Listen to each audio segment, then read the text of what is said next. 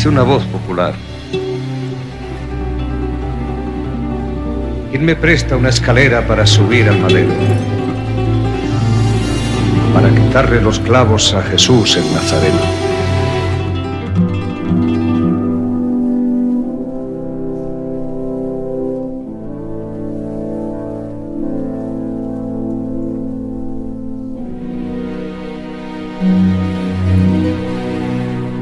La saeta canta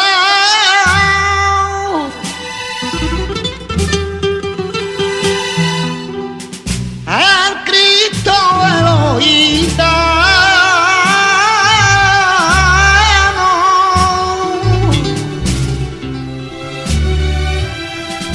siempre con sangre en las manos,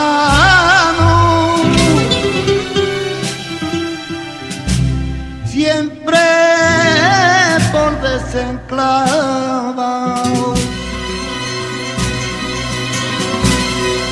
El Padre fue plantado